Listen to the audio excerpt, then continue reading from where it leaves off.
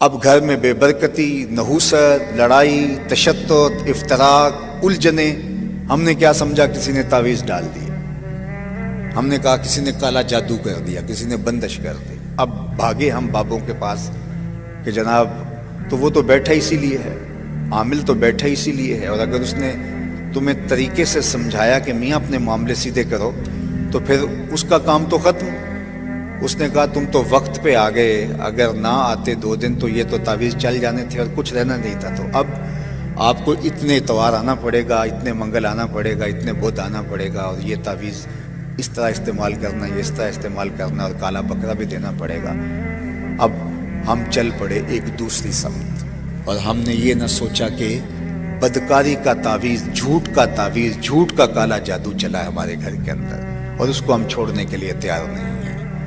صحیح حدیث ہے کہ رحمت کے فرشتے میلوں ہٹ جاتے ہیں جب کوئی جھوٹ بولتا ہے. کیوں؟ کہ جھوٹ سے بدبو نکلتی ہے.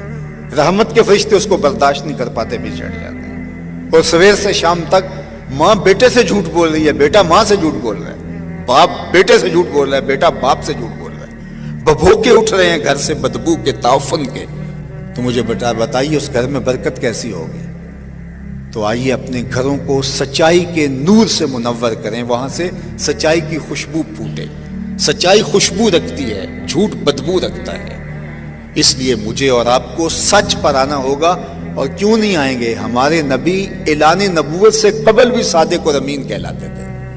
اعلان نبوت کے بعد تو ان کی عظمتوں اور ان کی رفتوں کا اعلان قرآن میں ہوا، لیکن ابھی اعلان نبوت بھی نہیں ہوا تھا، تو اس وقت بھی صادق اور امین کہلاتے تھے. ہم اس نبی کے ماننے والے ہیں. اللہ اکبر. یہ ہے میرے اور آپ کے آقا و مولا کی شان.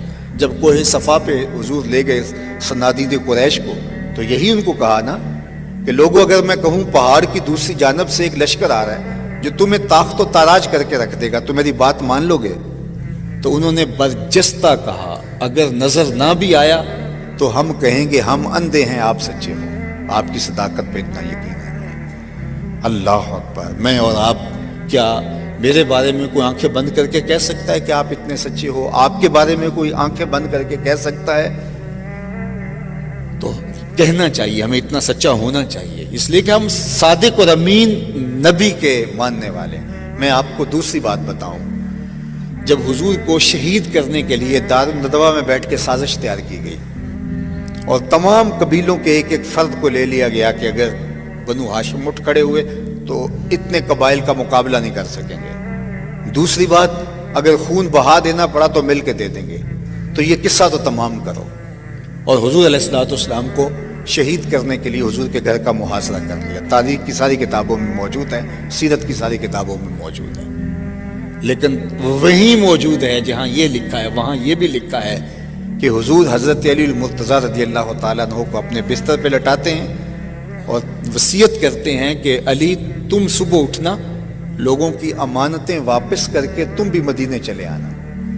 اللہ اکبر. ذرا غور کیجئے، جو حضور کو قتل کرنے کے درپے ہیں، تاریخ بتا رہی ہے ان کی امانتیں بھی میرے حضور کے گھر میں پڑی ہوئی ہیں. یہ ہے کردار. ورنہ حضور کو شہید کرنے جا رہے تھے، پہلی فرصت کے اندر اپنی امانتیں تو نکلواتے، لیکن انہیں یقین تھا کہ کچھ بھی ہو ہماری امانتیں. اللہ اکبر. اپنے لیے تو سارے جیتے ہیں، لیکن یہ حضور کا ایسا نمایاں وصف ہے جو برجستہ زبان پہ آیا. اور وہ کیا؟ وَتَحْمِلُ الْكَلَّ. جس کا کوئی بوجھ نہیں اٹھاتا اس کا بوجھ آپ اٹھاتے ہیں. غربا، یتاما، اراملہ، مساکین، بے وقاں، جن کا کوئی بوجھ اٹھانے والے اس کا بوجھ آپ اٹھاتے ہیں. اللہ اکبر. یہ حضور کا وہ وصف ہے. بلکہ مدینہ المنورہ میں ایک خاتون تھی جس کا توازن عقلی کچھ ٹھیک نہیں تھا، اور لوگ اس کے پاس کھڑے نہیں ہوتے تھے، چونکہ جب وہ بات چھیڑتی تھی تو اس کی بات اتنی طویل ہو جاتی کہ لوگوں کے اندر ہمت نہیں ہوتی تھی کہ اتنی دیر اس کے پاس کھڑے ہو کے اس کی باتیں سنیں، اور اس کی باتیں بھی الجھی باتیں ہوتی تھیں. ایک دن حضور مسجد نبوی میں تشریف فرما تھے، تو اس نے اشارے سے حضور کو بلایا. اس کی بات سننے کے لیے حضور دروازے پہ آ گئے. تو اس نے کہا میں نے آپ سے کوئی باتیں کرنی ہیں. تو آقا کریم نے فرمایا کیجیے. اس نے کہا یہاں نہیں کرنی. کہاں کرنی ہے؟ کہا باہر آئیے، میں وہاں آپ سے کوئی بات کرنی. کڑکتی دھوپ، چل چلاتا ہوا عرب کا موسم، اور اس نے آقا کریم کو دھوپ میں کھڑا کر لیا اور اپنی گفتگو جس طرح کی بھی اس کی تھی سنانے لگی، اور حضور پوری توجہ سے انہماک سے اس کی گفتگو سن رہے ہیں، اور وہ ہے کہ اس کی گفتگو ختم ہی نہیں ہو رہی۔ اللہ اکبر! ویسے تو سننے کے لیے حضور مل جائیں تو پھر کون گفتگو مختصر کرے گا؟ وہ کیا کسی نے کہا تھا نا، اسی شوق میں کی ہیں تجھ سے ہزار باتیں، تیرا حسن تیرے حسن بیاں تک دیکھو۔ اللہ اکبر! تو وہ حضور سے باتیں کیے جا رہی اور حضور اس کی باتیں کان لگا کے سن رہے ہیں۔ صحابہ کو غصہ بڑا آ رہا ہے اس عورت پہ، لیکن کہہ کچھ نہیں سکتے کہ حضور خود انہماک سے سن رہے ہیں۔ کافی دیر جب اپنی ساری باتیں جو اس کے دل میں تھی سنا کر کے واپس جانے لگی تو غالباً حضرت عمر نے کہا کہ حضور اس کا توازن عقلی ٹھیک نہیں، پورا مدینہ جانتا ہے، لوگ اس کو دیکھ کے راستہ بدل لیتے ہیں، آپ کا قیمتی وقت اور نازک بدن اور یہ چل چلاتی ہوئی دھوپ اور کار نبوت کی اہم ذمہ داریاں، اور آپ ایسی ویسی عورتوں کی باتیں کیوں سنتے ہیں؟ اس کی تو کوئی بات سننے کے لیے تیار نہیں۔ تو آقا کریم نے فرمایا عمر، پورے مدینے میں اس کی کوئی نہیں سنتا، میں بھی نہ سنوں۔ اور پھر اس کو بلا کے کہا بڑھیا جب دکھڑے زیادہ ہو جائیں جہاں مرضی محمد کو کھڑا کر کے اپنی باتیں سنا لیا کرے، ایک تو ہی ہوتے ہیں میری آساں دا سہارا، دس کنوں کراں جے تینوں نہ کراں یاد۔ اللہ اکبر! وَتَحْمِلُ الْكَلَّ، ہر طرح کا بوجھ، اس کی باتوں کا بوجھ بھی اٹھا رہے ہیں۔ یہ ہے میرے حضور علیہ الصلوۃ والسلام کی سیرت۔ بعض اوقات ہماری مطابقت میں کوئی چیز نہ ہو تو ہم بعض اوقات ایک دم جھٹک کے چلے جاتے ہیں اور یہ نہیں سوچتے کہ اس کا دل دکھے گا۔ دو لمحے اگر اس کی بات سن لیں، آپ سمجھ بھی گئے ہیں پھر بھی سن لیں، اس کا دل ہلکا ہو جائے گا۔ ایک بزرگ تھے تو ویسے ہی باتیں ہو رہی تھی کسی موضوع پہ، تو وہ اپنے بزرگوں کی بات سنانے لگے۔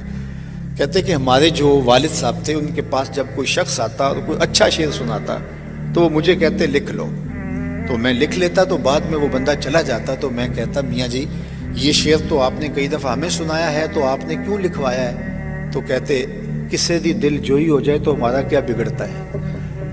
تو ہم تو کیا کرتے ہیں کہ کوئی اگر اچھا شعر کوئی سنانے لگے اور ہمیں آتا ہو تو ہم پہلے پڑھ کے بتا دیتے ہیں کہ تم تکلف نہ کرو، یہ مجھے آتا ہے۔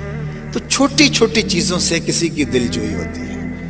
اب اس عورت کی ساری باتیں حضور سن رہے ہیں اور اس کی باتیں الجھی الجھی ہیں۔ یہ اعلیٰ اقدار زندگی سے کہتے ہیں، حسن سے کہتے ہیں، جمال سے کہتے ہیں، خوبصورتی سے کہتے ہیں۔ آپ اور میں کس کو خوبصورتی کہتے ہیں؟ ان چیزوں کا نام سیرت ہے، ان چیزوں کا نام کردار ہے۔ لوگوں کی دل جوئی کرنا، شکستہ دلوں کو جوڑنا، لوگوں کی ضروریات کا خیال رکھنا، کسی کا دکھڑا سن لینا۔